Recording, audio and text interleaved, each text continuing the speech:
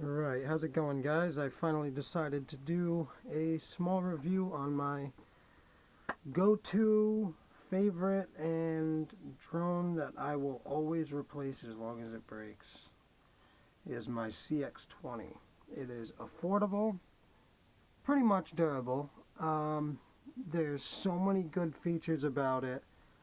In my opinion, I believe it keeps up good enough to its, superiors, DJI Phantom, what is it, there's the Flying 3D X8, all these other drones that it's supposed to somewhat look like and be like.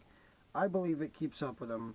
The GPS might be a little bit weaker and little ticks here and there that are slightly cheaper, and you can tell, but I believe full-heartedly that this one really does do the same job the other ones do. With the right parts, the right mods, and taking care of it in the right way, you can really pull some serious video and flights and fun out of this CX-20.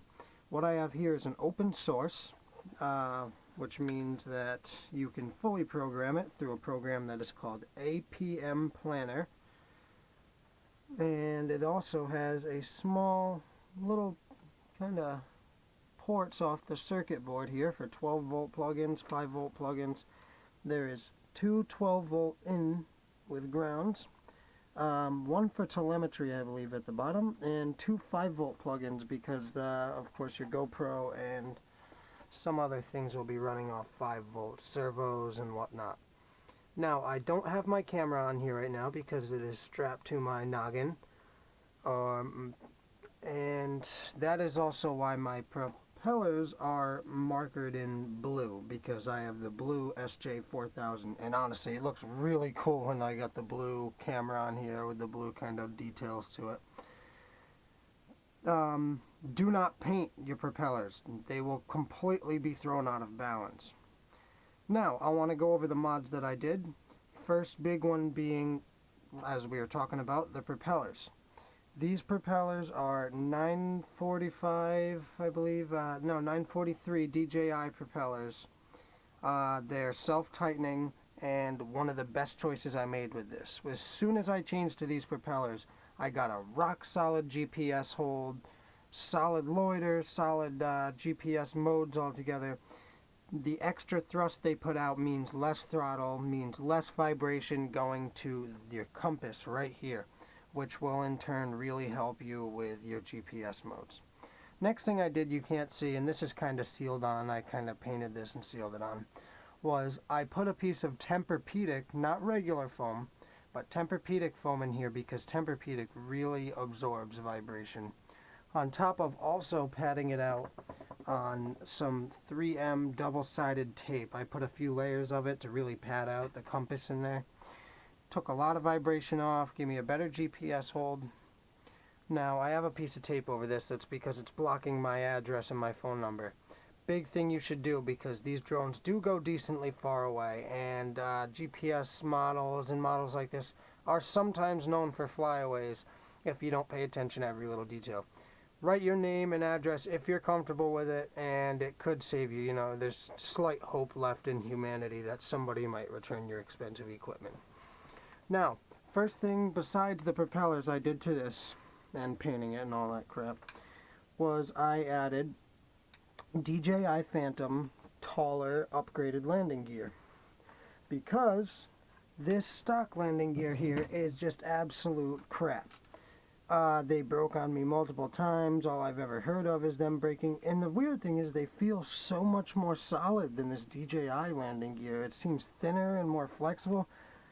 But I guess the flex is maybe what saves these. These just broke and they're too short. You can't fit a gimbal. You can't fit certain cameras. So it was only $3 to upgrade to these landing legs. But I cut out a piece of plexiglass with my Dremel. 2 rectangle pieces of plexiglass, screwed them into the original leg screws, and then I screwed these onto them, just because they're slightly wider this way here. The DJI landing gear is slightly wider as in the form of that. Now, next thing I did, besides the propellers and the landing gear legs, which are both from the DJI Phantom, was I purchased myself a BGC 2.2 gimbal. I think it's by Basecam, that's it, Basecam. And I put it on 2 dampering plates because the one it comes with has kind of really stiff rubber pieces right here to hold it on. I believe the stock CX-20 rubber plate does a lot better of a job. It's much, you can see it's got a lot more squishiness to it than these ones. They just don't budge. So the 2 of them with the taller landing gear didn't really make much of a weight difference and really took out all the vibration from my camera. I bought a wire for my SJ4000, which no, I do not have an SJ cam. A big suggestion to everyone, I will be doing a review on this camera, which you can watch, I'll be doing it right after this, is the DBPOWER SJ4000. Make sure you get that DBPOWER SJ4000. I have the Wi-Fi edition. The DBPOWER has the same exact firmware as the SJ cam does. The same menu options, top to bottom, identical to the SJ cam. I actually believe they're like a second retailer to them or something, but the firmware is the same. And with the Wi-Fi version on mine, let me see if I got it here. My DBPOWER SJ4000 actually works with the SJ Cam app itself. So it works with the app, it's got the same firmware, it does the same things, including 2 awesome things. It's got video out, so I use it for my drone. The SJ4000 video out cable works with it. And with the DBPOWER, you can record while using video out. The SJ Cam itself doesn't even do that. So I highly suggest spending $60 on the SJ4000 by DBPOWER. It does the same as the SJ Cam plus more. And it was $60 compared to the $100 or more for the SJ Cam brand. Now, I purchased this from GearBest, my CX-20. It was only $214. And GearBest is the way to go. Just make sure you ask if they have things in stock. I mean, they've been very good with me for the most part on that website and have great prices. So, moving back to the gimbal, I apologize for that. I love this camera. I purchased the cord for the camera so I could use video out on the gimbal here. The gimbal came very well tuned in, but I had one little crash and I had to kind of retune the gimbal, which was very simple to do. I was very surprised at how great the firmware and the software was for tuning the gimbal. It was really easy to learn. It only took me a day or 2, and I got it down and was able to tune this thing in even better than it came stock. So, now we've covered the propellers, the gimbal, my video out cable, the compass, the DJI Phantom legs, and next we're going to move on to my video system, which I have velcroed on here. Is a Basecam. I believe this is the T351 transmitter. It came as a set. I got a Basecam 200 megawatt video transmitter and receiver. It was only $28 on eBay. So I mounted my video transmitter onto one of these pieces of plexiglass I used to hold the legs. And I have my receiver right here on this. This piece right here is an extendable. Let's see if it wants to pop out for me here. It is a phone holder that I purchased from CVS for $10. You can get it at Walmart, I'm sure, anywhere. It is intended for a phone to suction cup to the windshield of your car. Now, I figured it'd do the same purpose, which it did great. It holds on to my receiver, and I mounted it right onto the back of my controller here, which is great because I can flex it any way I want. You can place the receiver anywhere you want around the transmitter to kind of keep it away from your main antenna here. It's really nice to be able to move my receiver around wherever I want without it, you know, having to remount it and retape it and all this crap. So this I highly suggest too, is just a car phone holder It was from Walmart, CVS, wherever. But flexible arm on it, I like it. It was a cool addition to my FPV ground setup here. Now, for I believe it was $24.50 on eBay, I got myself a TFT colored monitor, a 7-inch monitor, because my 4-inch one was just crap. Oh God, I'll never use a little 4-inch monitor again. This 7-inch one is great. I can see everything. It comes in clear. It's got tons of menu options. For $24, you really can't beat it. That is being held on by carbon fiber mounting gear right here. This was about $6 online. It clamps onto your metal piece of your transmitter back here and holds your screen right in place wherever you want it. You can move it around, you can tilt it up and down, and kind of wrapped up the wires and zip tied them and all that, just because, oh man, I'm sure you all know about wires being all over the place with your ground setup. That's kind of like one of the biggest bitch parts of it, is trying to get your wiring great. So to power my receiver, I've got a 12-volt Fluorion, I believe it is, battery, 1000 milliamp. I use the 12 volt to power my receiver for better range, and I use the 7.4 volt to power the screen, which by the way works. Although it advertises 12 volt, your 7.4 volt battery will power it. Now, my ground station that I've set up, I actually love this. I won't change this from the way I have it. I like having my ground station on my transmitter. It's comfortable, it's all pretty lightweight. A very, very big thing though, which I'd love to show you because this made all the difference in the world. I really don't feel like sitting there unscrewing this antenna, but I had the stock antennas on this 200 megawatt Bosscam, RC805 and TS351. The stock antennas that came with it here are just, I mean, absolute just shit. Let me see if I can pull a couple out here. This is what I got with these. Two little antennas like this, and they suck. I got probably 30 feet and it would cut out. I could go 10 feet away from me and put it behind a tree and it would cut out. I've never had such shitty range with any video system, let alone buying a Bosscam system and expecting to get hundreds of feet and getting 30 feet max in an open area. I was very upset by that. I don't know what it is, but I got this 11 dB patch antenna or panel antenna that also came with a omnidirectional receiver or transmitter antenna. I now went from that 30 feet, I've gone almost a mile, and with just, that's walking obviously, not, I wish I could fly a mile away. I've gone about a mile and didn't even lose range. I've never lost range with this, and that's what I don't understand, is these 200 megawatt systems are all you need. Don't get 400, don't get 600 unless you're really shooting for something huge. But this 200 megawatt system, since I put the right antennas on it, has gotten me unbelievable range. Like, it's just awesome. Don't try to spend a ton of money thinking that your system sucks and getting, more megawatts isn't going to do it.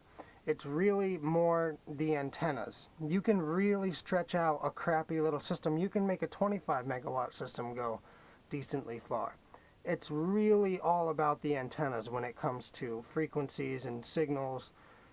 This is what's big, is the omnidirectional sends out that circular polarized signal there. And then this patch antenna here shoots out a very long straight signal because of the 11 dB gain on it. And that has done everything I need for my video. The camera I'm wearing here has somewhat of its own little on-screen display, tells me the battery, all that stuff. But the one more thing I'd say I'd like to add to my CX-20 would be OSD or telemetry. I will be doing a video on that once I try it. And my question for the viewers of this video, if you could comment below, I have not found anything at all online for people modding their antenna. I mean, I see people on every type of drone modding the antennas on their transmitter, and I haven't found anyone to do it yet. I love this drone so much, I really would hate to go and try to replace this antenna. I've got a pigtail, I've got separate antennas for 2.4 gigahertz. I really would hate to try to replace this to get more range and put a pigtail on it and all that, and have something screw up and lose this. I do not want to see this thing flying away. So I've been kind of waiting for someone else to mod out their transmitter antenna so I can go off something online.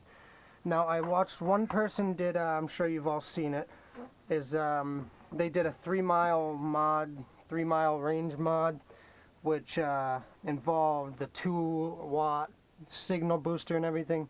I'm simply trying to replace just this antenna and see if I can gain some range by getting a high gain 2.4 gigahertz antenna without having to add the signal booster and all that crap.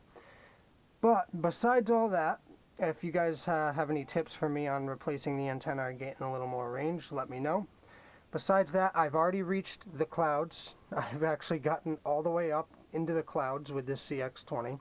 It's got great vertical range. Horizontal range, I've gotten about 300, 400 meters, but I've only really flown around a ton of Wi-Fi connections, rural area, around a lot of houses and connections and big buildings, so I've never really gotten a good stretch for horizontal range in an open area. But I know the range on this is excellent, but it's, you know, it needs that little extra flair. When you're flying a drone with GPS, for some reason you expect to get all this crazy range because it's got a global positioning system in it. This is absolutely a drone that I will try to keep forever. If anything happens, I'll replace it. There's just so much I want to do to it, and I've kind of hit this standstill where all I have left is the telemetry and adding a little bit of range to it. But I've seen people doing DJI 450 frames and changing out everything. It's just so fun to work with this drone, to mod it, and it's $214 compared to, you know, $1,200, $1,000, $2,000 for DJIs and all these crazy expensive drones. And I honestly believe this does the job. If you're not totally peculiar, this does the job just as well, just without the greatest GPS system in it and the greatest compass, but they're all replaceable. Now, it's just really fun to work with drones altogether, I think, and my favorite thing, one of my favorite choices was getting this.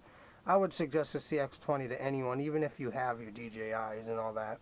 It's just a drone you don't have to worry about as much as them, because the price range, only $214 in the United States, shipped out, there within 3 days. I have not enough good words to say about my CX-20. I am really careful with it. Besides the time I went up to the clouds, it's always been kind of a goal of mine to get that high. So I finally did, and that's pretty much the farthest I've gone for range so far.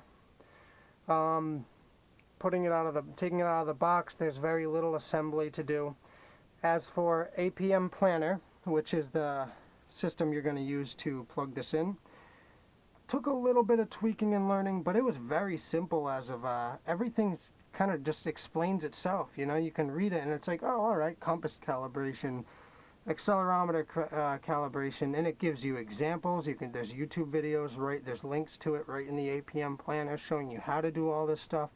I think it's 10 times easier to calibrate everything using APM Planner than it is to sit there and spin around like an idiot with it and you know, end up getting it all screwed up. The computer calibration is much more accurate, and I believe, in my mind, is a lot easier. Always make sure you have good compass calibration. That's a big thing. Solid GPS signal, good compass calibration, and you will love this thing.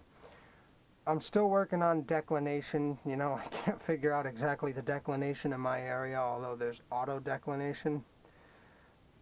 But I'm working on it, and besides that, right now I've gotten it to a point where I have a very solid GPS hold, especially with all this weight.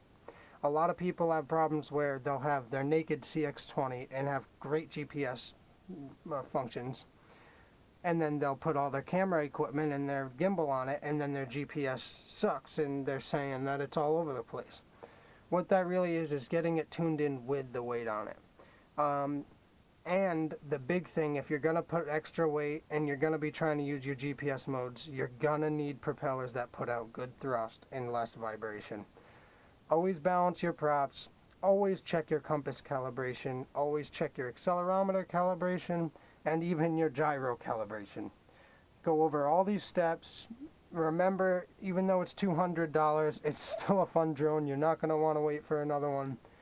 Try to keep it safe. Try to just keep everything good, intact, and always wait for that green. Sometimes I'll get 2 minutes where I'm waiting for it to get a GPS signal, and I don't want to wait, so I just start flying in manual mode. Not very smart. Just enjoy yourselves. Make sure you go over your calibrations plenty, and leave some comments below. I'd like to check out everyone else's mods as well. I've seen so much fun and cool stuff done to the CX-20. I'd love to see what everyone else does.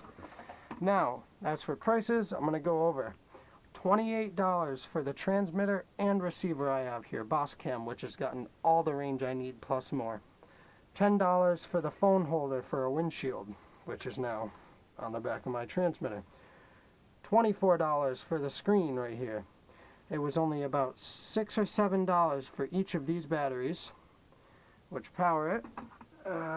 Leaving us at about $75 tops for everything I have right here for my ground station, including this transmitter. $30 for the gimbal. There was about $38 for the gimbal, $40. That worked awesome. And then you're looking at $60 for the camera. Most of you guys have your own cameras. So let's say altogether with everything I've bought on here, propellers, landing gear, gimbal, screen, mounting hardware, batteries for everything, and the transmitter and receiver with the holders for it, my entire setup was only around $130 for all of this. Everything but the camera. You add in the camera and you're looking at about $180 I've spent besides the CX-20. And I think it was all very good prices, very well worth it. I love my setup now. I'm sure I'll get bored of it and try something new. But for $180 on top of the price of the drone itself, I mean, I'm very happy with everything I've done. I'd love to see what everyone else is doing. Give me some tips. I'm still somewhat new. I've only been doing this for a year. And if you need to know anything else or you want any other tips on how I got my GPS functions to work so well, let me know. I'll let you know, and as soon as I get a clear day, I'll do another flight example for you guys. Thank you for watching. Take it easy.